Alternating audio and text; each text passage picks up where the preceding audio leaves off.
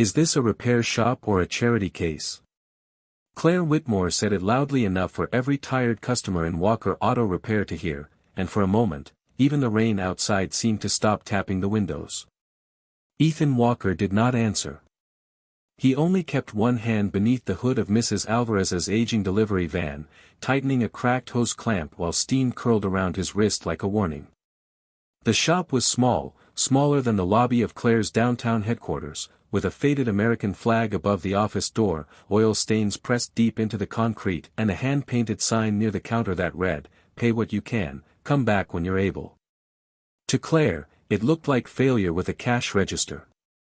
To Ethan, it was the last honest place his daughter still called home. Grace Walker sat near the parts shelf with a peanut butter sandwich wrapped in wax paper, her math homework spread across an upside-down tire catalog. She was 9 years old, with quiet blue eyes that had already learned when adults were being cruel. Beside Claire stood Derek Vance, her operations director, all polished shoes and expensive cologne, holding a black umbrella like the rain itself worked for him. He glanced at the cracked ceiling tile, then at Ethan's grease-darkened hands, and smiled. "No offense, Mr. Walker, but places like this are exactly why the service industry needs consolidation." Claire stepped around a puddle near the bay door and gave a short laugh. "This little shop wouldn't survive 1 week in my market." 3 customers lowered their eyes. Mrs. Alvarez tightened her grip on her purse. Grace stopped chewing. Ethan finally looked up, not angry, not embarrassed, only still. His voice was low enough that people had to lean in to hear it. "Your car's outside." Claire blinked, almost insulted that he had ignored the insult. "The black Whitmore sedan. It stalled 2 blocks from here. My driver said your shop was the closest option." "Then I'll take a look." "I didn't ask for charity," she said. "Neither did Mrs. Alvarez," Ethan replied, nodding toward the van, "but her dialysis deliveries leave at 6, and this gets finished first." The shop went quiet in a different way then, not empty, but listening. Outside, the rain washed silver lines down the glass. Inside, a fluorescent bulb buzzed over Ethan's shoulder as he finished the van, wiped his hands on a towel, and walked into the storm without a coat. 7 minutes later, Claire's sedan came back to life with a smooth, expensive purr. Ethan had found the problem before her corporate diagnostic system would have finished loading. A loose ground cable. A little corrosion. The kind of simple thing powerful people missed when they stopped looking closely. Claire stood beneath Derek's umbrella, watching him lower the hood. "How much?" she asked. Ethan folded the towel once, then twice. "Nothing." Her expression sharpened. "Excuse me. You looked like someone who needed help." Derek chuckled under his breath.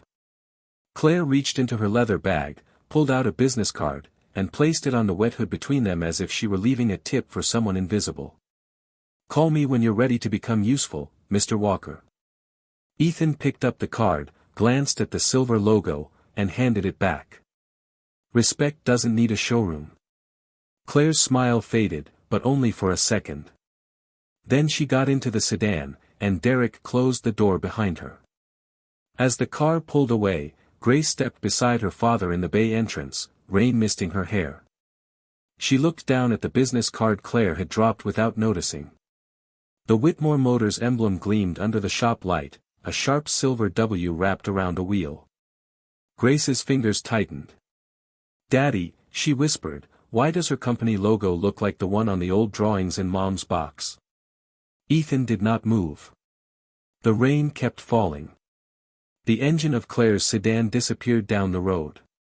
And for the first time in years, the past Ethan Walker had buried under oil, silence, and dignity began to breathe again.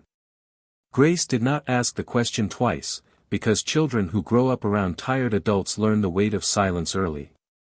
Ethan took the card from her small hand, looked at the silver emblem, and for a moment his face changed in a way she had only seen twice before, once at her mother's funeral, and once when the bank called about the shop loan. Not fear. Not anger. Something older than both. He slipped the card into the pocket of his work shirt and turned back toward the garage, where Mrs. Alvarez was waiting beside her van with worried eyes and a paper bag of tamales she had brought as payment. "You get those deliveries out before 6, Ethan told her gently. "Pay me next month." Mrs. Alvarez shook her head. "You always say next month." Ethan gave her a tired smile. "Then I am consistent." The customers laughed softly, not because anything was funny, but because kindness had entered the room again and everyone was relieved to breathe. Later that night, after the last bay door rattled down and the rain had softened into a cold mist, Ethan and Grace climbed the narrow stairs to the apartment above the shop. It was not much: 2 bedrooms, an old couch, a kitchen table with one uneven leg, and a window facing the railroad tracks. But it was warm. It smelled like motor oil, tomato soup, and the lemon soap Grace used when she helped wipe down the counter. Ethan made grilled cheese in a skillet while Grace sat with her knees tucked under her at the table, staring at the hallway closet. She knew what was inside. The blue storage box. The one marked Laura in black marker. Her mother's box. "Daddy," she said quietly, "did Mom know that company?" The spatula stopped against the pan. She knew a lot of things. That is not an answer. Ethan looked at her then, and despite everything, he almost smiled. Grace had her mother's courage, small but direct, like a candle that refused to bend. He turned off the stove, set the sandwiches on 2 chipped plates, and walked to the closet. The box was heavier than it looked. Not because of paper. Because some memories do not lose weight with time. He placed it on the table and lifted the lid. Inside were old photographs, a faded hospital bracelet, a silver locket, and beneath them, a sealed brown envelope. Grace leaned forward. Ethan did not open it right away. His thumb rested on the edge as if asking permission from the past. 12 years earlier, before the shop, before the hospital bills, before nights spent counting pennies under a yellow kitchen bulb, Ethan Walker had worked as a mechanical systems engineer for Whitmore Motors.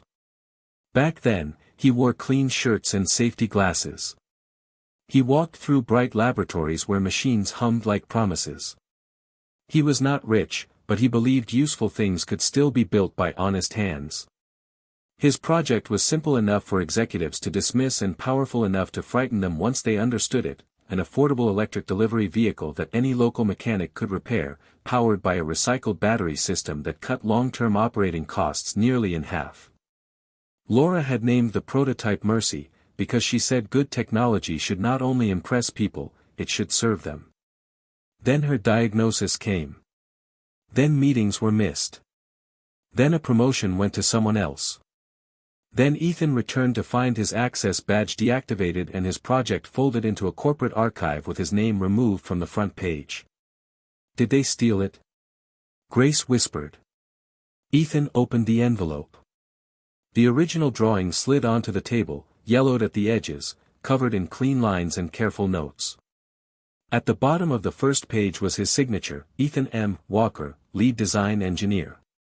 Beside it, in blue ink, was Laura's handwriting, "Build it for the people they forgot."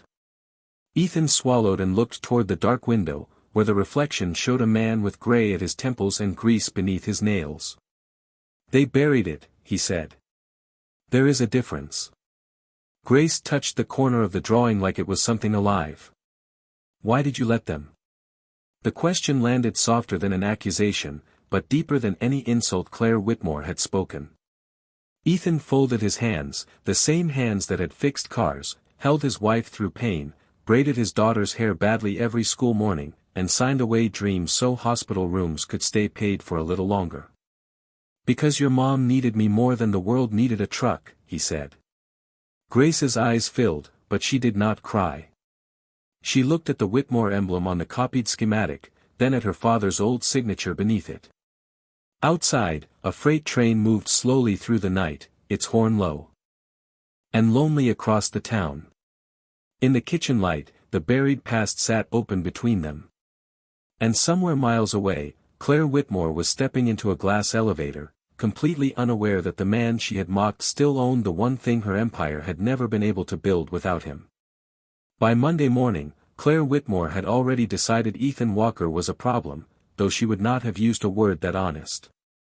In the executive conference room on the 32nd floor of Whitmore Tower, the city of Columbus stretched beneath the glass like a model built for people who never had to ask permission. Claire stood at the head of a polished table, dressed in a charcoal suit, her tablet glowing with quarterly projections, service center maps, and expansion targets. Derek Vance clicked a remote and a red circle appeared over the west side of town, right where Walker Auto Repair sat between a laundromat and a closed hardware store. The location is inconvenient, Derek said, smiling as if inconvenience were a disease. Too close to our proposed regional service hub. Too much local loyalty. Too many customers who still believe a handshake is a business model. A few executives chuckled. Claire did not. Her mind kept returning to the rain, to the sound of her sedan restarting after 7 minutes, to the mechanic who had refused her money without performing humility for applause. "Can we acquire the property?" she asked. Derek's smile widened. "The neighboring lots are already available. His shop has a loan against it, back taxes pending, and a supplier contract that expires in 30 days. We make him an offer, polite on paper, firm in practice." Claire looked at the screen. "And if he refuses?" Derek clicked again. The red circle became a square, boxed in by blue Whitmore logos. "Then the market teaches him manners." That afternoon, Ethan was replacing brake pads on a school secretary's 11-year-old minivan when the first envelope arrived by courier. The second came by certified mail. The third was hand-delivered by a man in a gray coat who would not meet his eyes. Grace sat at the counter sorting old invoices by color because she said numbers felt less scary when they were in piles. Ethan opened the letters one by one. Supplier termination. Zoning review. Property acquisition proposal.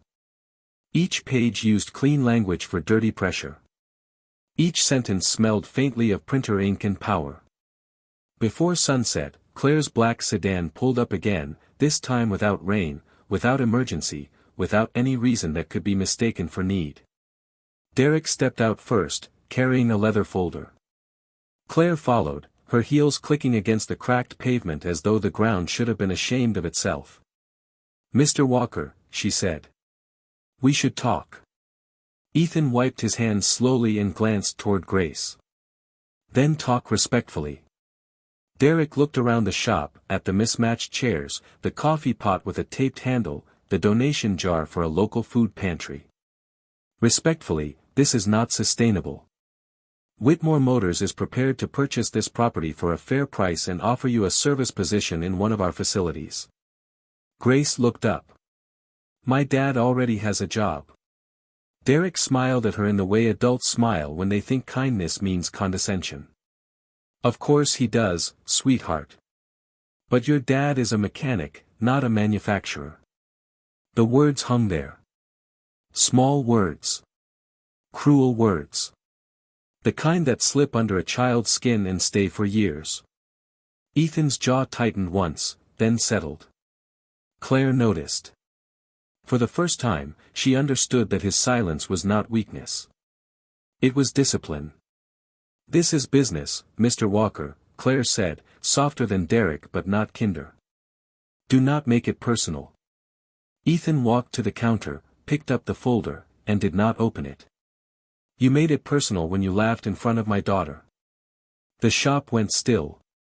Outside, a pickup rolled by with a loose muffler, rattling down Main Street like an old truth nobody wanted to hear. Claire held his gaze, and something uninvited moved behind her expression, not guilt yet, but the first shadow of it. Derek cleared his throat. "The offer expires Friday." Ethan handed the folder back. "Then you can keep it fresh."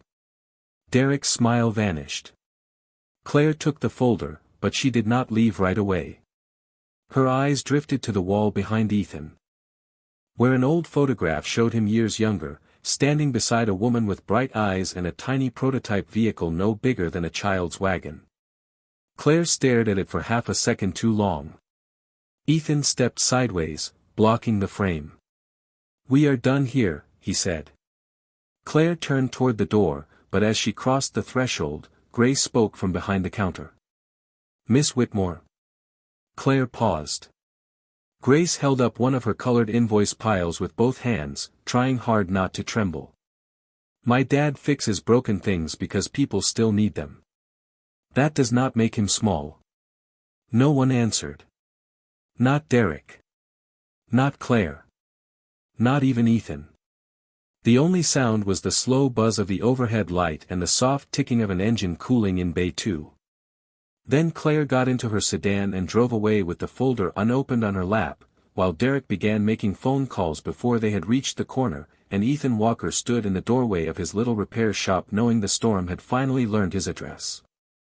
By Wednesday, the pressure no longer came in envelopes. It came in empty appointment slots, unanswered supplier calls, and customers walking in with faces full of apology before they had even spoken.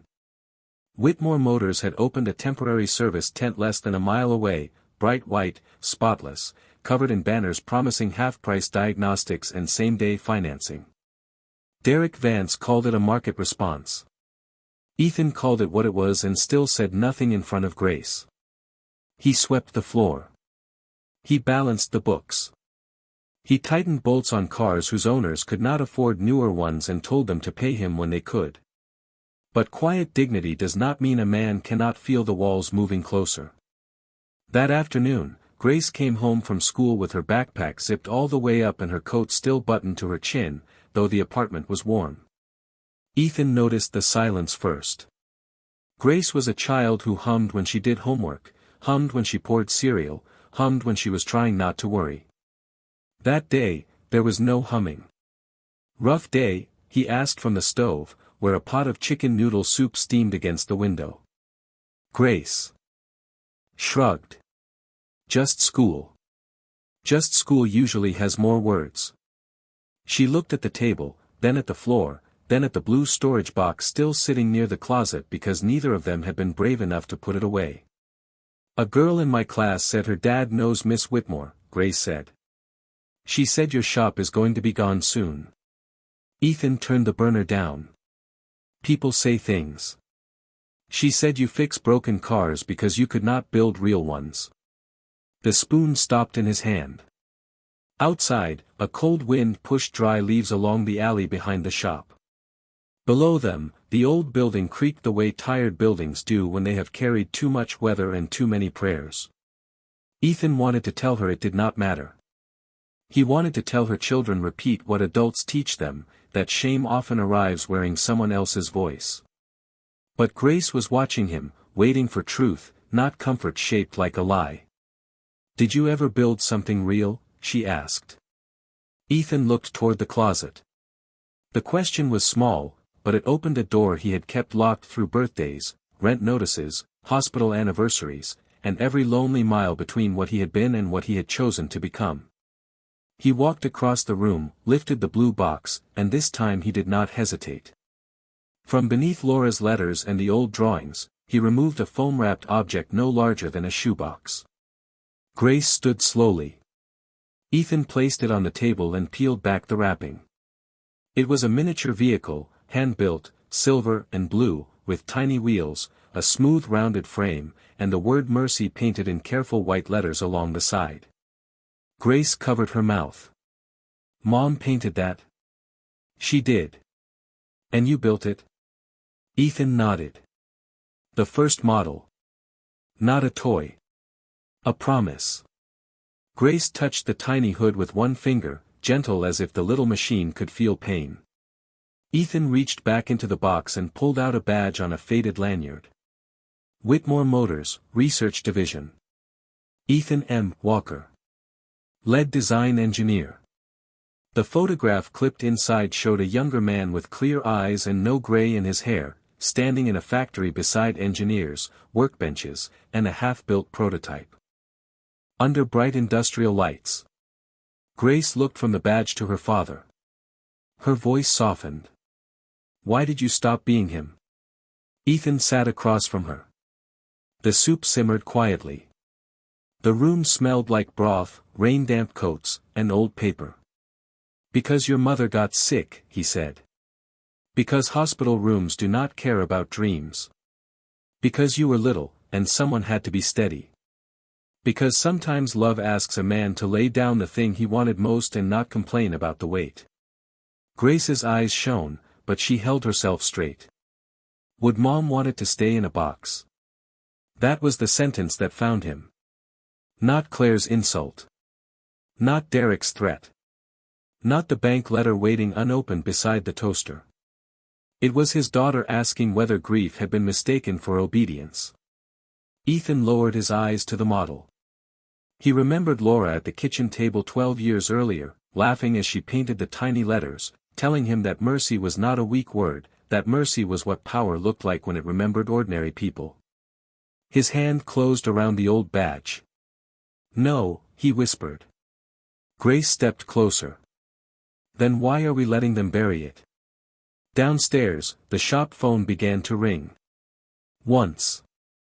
Twice. 3 times. Ethan did not move. The sound echoed through the floorboards like the old world calling him back to small repairs and smaller expectations. But on the table between father and daughter sat the proof of a different future, silver and blue, waiting as patiently as Grace always waits. And before the phone stopped ringing, Ethan Walker reached for the yellowed factory plans and unfolded the first page.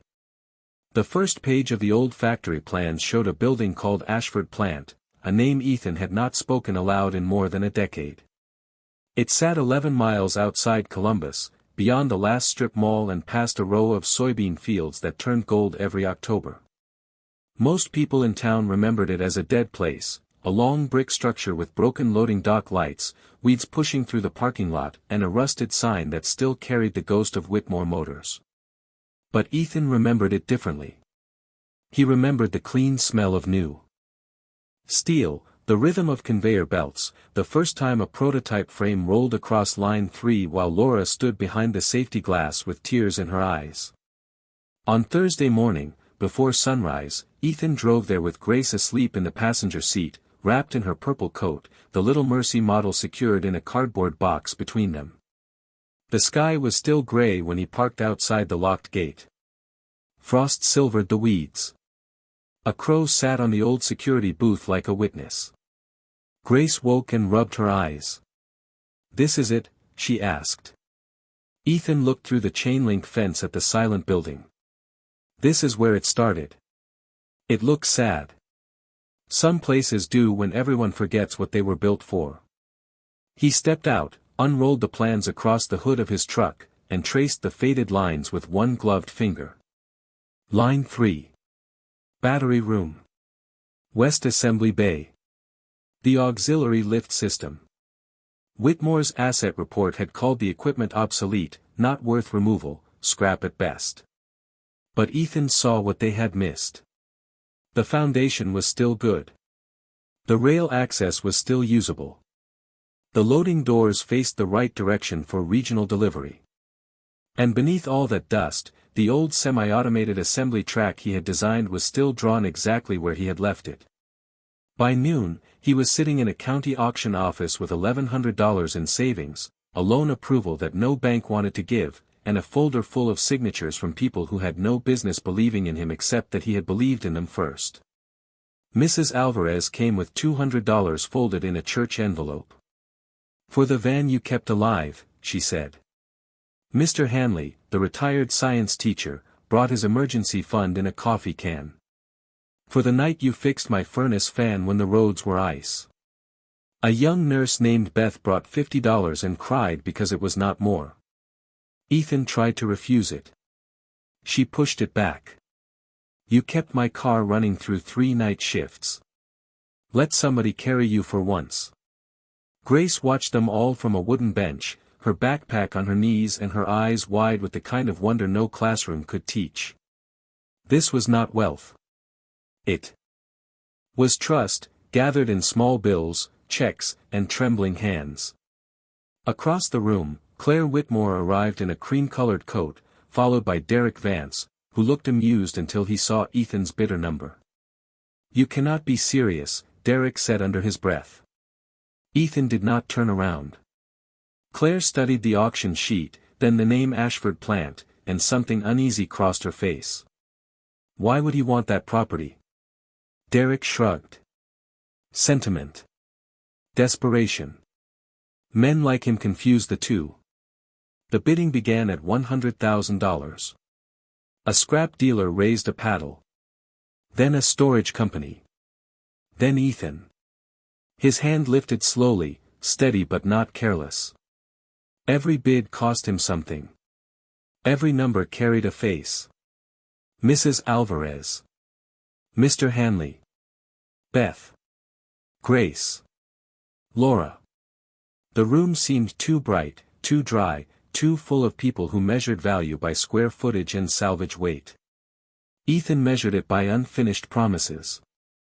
The final bid landed at $187,000. The auctioneer looked around. Going once. Derek whispered something to Claire. She did not respond. Going twice. Grace held her breath. Ethan's hand rested flat on the folder of old plans. Sold to bidder 24. For one full second, no one spoke. Then Mrs. Alvarez began to clap. Mr. Hanley joined her. Beth laughed through her tears. A few strangers turned to see what kind of man could make an old factory feel like a church. Claire watched Ethan sign the papers with grease still under one fingernail, and for reasons she could not explain, the victory did not look foolish on him. It looked earned. Outside, as the winter sun broke through the clouds, Grace ran her fingers across the new key in her father's palm. What happens now? She asked.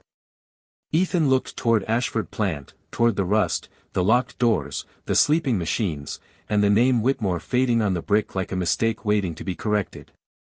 Now, he said quietly, we wake it up. The first morning inside Ashford Plant began with a sound no one expected, laughter. Not loud laughter, not careless laughter, but the stunned, grateful kind that escapes people when a door they thought was locked forever opens. In front of them. Ethan stood near the main breaker panel with a flashlight between his teeth, Grace beside him holding the old factory plans with both hands, while 12 former Whitmore workers waited in the cold assembly bay wearing gloves, work boots, and expressions that tried not to hope too much. Most of them had been let go years earlier when Whitmore moved production overseas. They were welders, machinists, line technicians, parts managers, people who knew how to build with patience and fix with humility, but had been told they were outdated by men who had never tightened a bolt in February. Mr. Hanley brought coffee in a church urn. Mrs. Alvarez brought breakfast burritos wrapped in foil. Beth, still in her nurse scrubs after a night shift, taped a paper sign to the wall that read, Mercy Motors Volunteer Crew. Ethan looked at it for a long moment. We are not official yet, he said. Beth smiled. Neither are miracles at first. Then Ethan pulled the main lever. For half a second, nothing happened. Derek Vance would have laughed at that pause. A boardroom would have called it failure. But old buildings wake slowly. Somewhere above them, one fluorescent light flickered, then another, then a whole row trembled alive with a tired electric hum. The conveyor controls blinked amber. A ventilation fan coughed dust into the air. Line 3 groaned, shuddered, and moved forward 3 inches. No one clapped at first. They simply stared, as if an old heart had beaten once after years of silence. Grace whispered, "It remembers." Ethan lowered the flashlight and placed one hand on the railing. "No," he said softly. People remembered. For the next 3 weeks, Ashford Plant became less like a factory and more like a town learning to sing again. Men and women scraped rust, replaced belts, rewired panels, scrubbed floors, painted safety lines, and argued gently over measurements in feet and inches while Grace labeled parts bins with a marker almost too big for her hand. Ethan worked with quiet precision, not barking orders, not chasing praise, but moving from station to station like a man listening to a machine speak in a language he had never forgotten. The first Frame came together on a Thursday evening during a snow flurry. It was not sleek like Claire Whitmore's luxury electric models. It did not have leather seats, a panoramic roof, or a dashboard designed to impress investors. It was compact, sturdy, easy to repair, with battery access panels that opened with standard tools, a cargo bed strong enough for plumbing equipment, farm crates, school supplies, or grocery deliveries, and a price ordinary families could understand without calling a lender. Ethan called the workers together before the first test. Grace stood on a milk crate, holding the tiny silver and blue model Laura had painted years before. "My mom named it Mercy," she said, her voice shaking but clear. "Because she said strong things should help people." No one moved. A machinist named Carl took off his cap. Mrs. Alvarez wiped her eyes with a napkin. Ethan looked down at his daughter as if the whole world had narrowed to one brave child speaking a truth adults had forgotten. Then Grace picked up a brush, dipped it in white paint, and wrote the first words across the side panel of the prototype, built for people who still believe in second chances. The letters were uneven. The meaning was not. When Ethan turned the key, the vehicle did not roar. It hummed, low and clean, rolling slowly down line 3 as workers stepped aside in silence. Outside, snow drifted across the broken parking lot. Inside, an old factory glowed under repaired lights. One of the high school volunteers, a boy named Mason who had come to sweep floors for service hours, lifted his phone and recorded the little vehicle rolling past Grace, past the workers, past Ethan standing with oil on his hands and something like peace in his eyes. By midnight, the video had been shared by half the county. By morning, it had crossed state lines. And by noon, in a glass office 32 floors above Columbus, Claire Whitmore watched the clip freeze on Ethan Walker's face while the caption beneath it read, "Local single dad revives abandoned factory to build affordable electric work vehicle," and for the first time in her career, she did not know whether she was looking at competition or the truth. By the end of the first week, the phone at Ashford plant rang so often that Grace started keeping score on a yellow legal pad. A landscaping company from Dayton wanted 3 vehicles. A rural school district outside Springfield wanted 2 for maintenance crews. A bakery in Indianapolis asked whether the cargo bed could hold insulated racks. A farmer from western Pennsylvania left a message so emotional that Ethan played it twice, not because he enjoyed praise, but because the man said something Ethan had not heard from the market in years: "This was built for people like us." That was how Mercy Motors grew, not with billboards, not with celebrity endorsements, not with polished commercials showing perfect roads and perfect families, but through ordinary people telling other ordinary people that someone had finally remembered them. The little vehicle was not glamorous. It was honest. Its battery could be replaced without shipping it 600 miles away. Its panels were labeled in plain English. Its repair manual was free online. Its first warranty page began with the words, "We trust working people." At Whitmore Tower, trust sounded like a foreign language. Claire sat in the executive conference room while sales charts bled red across the screen. Service appointments were down 12% in the region. Fleet inquiries had slowed. 3 small city contracts had paused negotiations. Derek stood beside the screen with his arms crossed, his face tight with the effort of making panic look strategic. "This is not a company," he said. "It is a sentimental accident with a viral video." Claire looked at the screen. Sentimental accidents do not move municipal accounts. Then we bury it before it grows legs. With what? Intellectual property claims. Supplier pressure. Safety concerns. We have attorneys. We have influence. He has volunteers and an old factory. Claire did not answer right away. She watched a second clip playing silently on her tablet, Ethan kneeling beside an elderly plumber, showing him how to open the battery access panel with a standard socket wrench. No stage. No script. No arrogance. Just usefulness. Derek leaned closer. "Claire, he is using Whitmore history, Whitmore equipment, Whitmore concepts. We can frame this as theft. Her eyes lifted. Frame it, or prove it. The room went still. Derek smiled, but it arrived a second late. Proof is often a matter of how clearly the story is told. That sentence stayed with her after the meeting, cold and polished, like something left on a marble floor. Late that night, Claire went down to the archive level alone. She had not been there in years. Executives did not visit rooms where old boxes kept the company honest. The air smelled of paper, dust, and forgotten decisions. Row after row of files carried project names from another era, most of them cancelled, merged, or renamed until no one remembered who had first dreamed them. She searched for Ashford. Then Mercy. Then recycled battery platform. The first folder held nothing unusual, only sanitized summaries and committee approvals. The second had pages removed. The third was misfiled behind a stack of plant closure reports.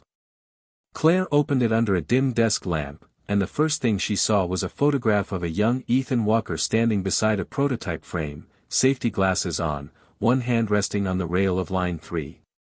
His name appeared on the technical notes. Then again on the design memo. Then again on a handwritten review that read, Walker platform may disrupt premium service revenue if released at low cost. Claire stopped breathing for a moment. She turned another page and found an internal recommendation signed by Derek Vance, 12 years younger but unmistakably ambitious, remove individual attribution before transfer to strategic review. Her fingers tightened around the paper. Outside the archive room, the building hummed with the confidence of a company that had mistaken silence for innocence. Claire thought of Ethan in the rain. Grace behind the counter. The tiny model in the photograph on the shop wall. The way he had said respect does not need a showroom. At Ashford plant, the night shift kept working under repaired lights, filling the first 10 customer orders with careful hands and tired smiles. Ethan moved among them quietly, checking torque, answering questions, correcting mistakes. Without humiliation. He did not know Claire had found the file. He did not know Derek was already drafting a public accusation. He only knew the market had begun to listen, and listening was dangerous to people who had built empires by keeping others unheard. Just before midnight, Claire closed the folder and placed both hands on the archive table. She had come looking for a weapon against Ethan Walker. Instead, she had found his name buried under her company's success, and the silence around it suddenly felt less like history and more like a debt coming due. The accusation went public at 9 o'clock on a Friday morning, dressed in careful words and polished concern. Whitmore Motors announced an emergency shareholder briefing to address what Derek Vance called serious questions about intellectual property misuse by a local manufacturer operating out of the former Ashford plant. By 10 o'clock, reporters were outside Whitmore Tower.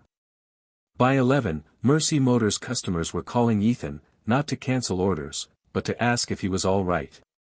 Ethan listened to 3 messages, then turned off the shop phone and stood in the middle of the Ashford assembly bay while the workers waited for him to speak.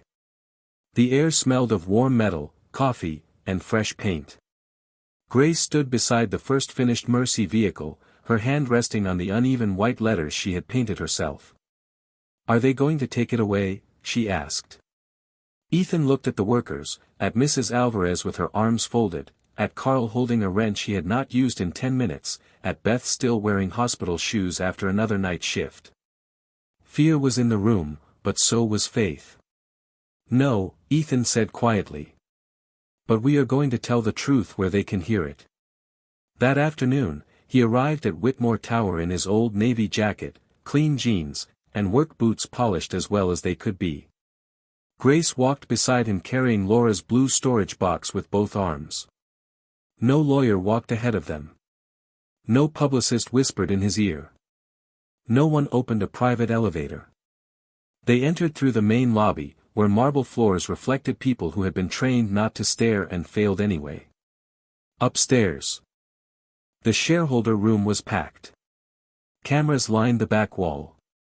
Board members sat beneath soft white lights. Derek stood near the podium with the calm expression of a man who believed confidence could outrun evidence. Claire sat at the center of the long table, her face unreadable, a sealed archive folder resting beneath one hand. Derek began with smooth sorrow. This is not personal. We admire hardworking small businesses. But innovation must be protected. Whitmore Motors cannot stand by while proprietary concepts are repackaged and sold under another name. A reporter raised a hand. Are you saying Ethan Walker stole from Whitmore? Derek paused just long enough to make the word feel inevitable. We are saying the similarities are impossible to ignore. The room murmured. Grace moved closer to her father. Ethan did not reach for her hand, but his fingers lowered just enough for hers to find them. Then Claire spoke. Mr. Walker has been invited to respond. Derek turned sharply. That had not been part of his plan. Ethan walked to the front without hurry. The microphone squeaked when he adjusted it. He looked smaller than the room expected, one man with tired eyes facing a company built of glass, steel, and old decisions. I did not come here to embarrass anyone, he said. I came because my daughter asked me why I let people bury what her mother believed in. The room changed. Not loudly. Just enough. He opened the blue box and placed 3 things on the table, the original Mercy drawings with his signature, his old Whitmore Research Division badge, and a compact digital recorder wrapped in a soft cloth. Derek laughed once. Sentiment is not documentation. Claire looked at him then, and the laugh died before it found a second breath. Ethan pressed play. Laura Walker's voice filled the room, fragile from illness but steady with conviction. Please do not bury something that could help ordinary families just because it does not protect premium margins. Ethan built this with clean hands. Let it serve people. No one moved. Even the cameras seemed quieter. Ethan placed a final document beside the recorder, an internal memo from 12 years earlier recommending that individual attribution be removed before strategic review. Derek's name was at the bottom. A board member leaned forward. Another removed his glasses.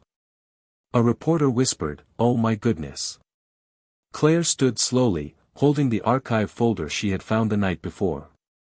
Her voice was clear, but something in it had broken open. Whitmore Motors acknowledges that Ethan Walker was the original lead designer of the platform now in question. The company also acknowledges that his attribution was improperly removed. Derek's face went pale. Claire, you do not have authority to frame it that way. She turned to him, no anger, no theatrics, only the cold force of truth finally given a chair at the table. I have the authority to stop lying. The room fell completely silent. Ethan looked down, not in victory, but in grief for how long truth had waited outside locked doors. Grace stared at Claire, then at the people who had laughed, doubted, and written her father into the margins. For the first time, they were not looking past him. They were looking at him.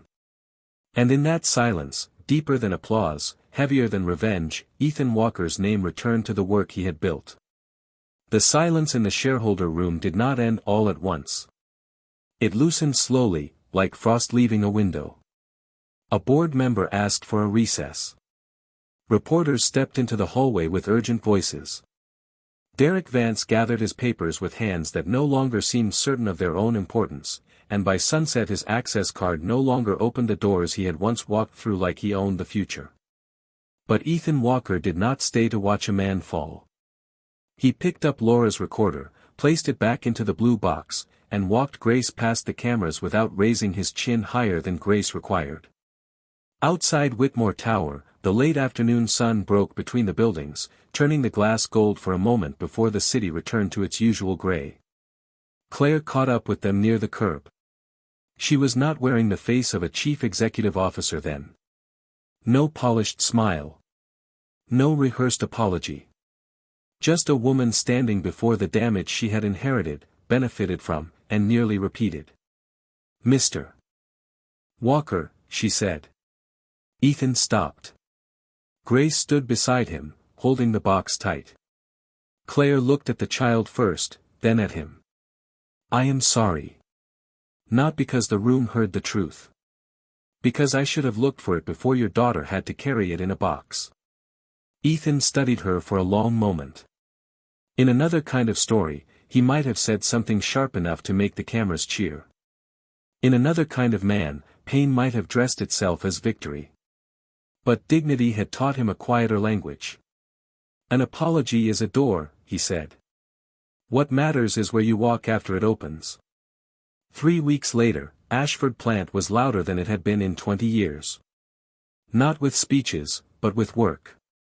The first 50 Mercy vehicles lined the West Bay, each one ordered by people who had sent deposits with handwritten notes: school districts, delivery drivers, farmers, plumbers, nurses, church food pantries, and county offices tired of being priced out of progress. Whitmore Motors did not buy Mercy Motors. Ethan refused the offer before Claire had finished saying the number. Instead, the agreement they signed was simpler and harder. Whitmore would return full attribution and licensing control to Ethan, fund a training program for low-income mechanics, reopen 2 abandoned service facilities under local management, and guarantee that the Mercy platform would remain affordable for working families. A brass plaque was installed above Line 3, not with a corporate slogan, but with Laura Walker's words, "Let it serve people." On the morning the first vehicle rolled out for delivery, workers gathered shoulder to shoulder beneath the repaired lights. Mrs. Alvarez brought tamales again. Mr. Hanley wore his best tie. Beth had taken a day off from the hospital and cried before anything even happened.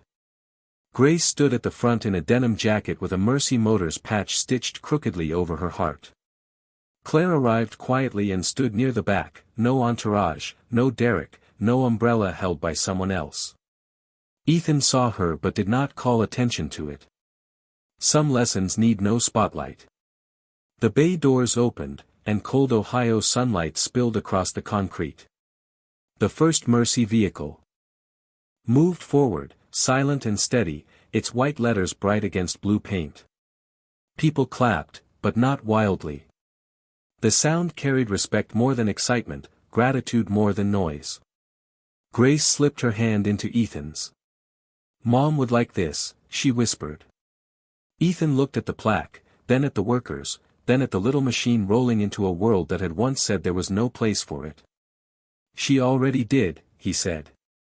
Later, as the crowd thinned, Claire walked beside him along Line 3. For a while, neither spoke. Machines hummed around them. The air smelled of fresh paint, warm coffee, and second chances. Finally, she asked, "Why did you not destroy us when you had the chance?" Ethan watched Grace laughing with Carl near the charging station, explaining to a reporter that her dad did not build cars to impress rich people, he built them so ordinary people could keep moving. His eyes softened. "Because my daughter was watching," he said. Claire looked down, and for the first time, shame did not make her defensive. It made her still. Across the factory, the workers grew quiet as the second Mercy vehicle rolled onto the line, then the third. No one announced a miracle. No one needed to. It was there in the steady hands, the returned names, the reopened doors, the market that had finally bent toward fairness. Ethan Walker never became the loudest man in the room. He became the man the room learned to respect. And sometimes that is how justice arrives in America, not with revenge, not with shouting, but with quiet dignity, a child's faith, and a factory full of people getting one honest second chance.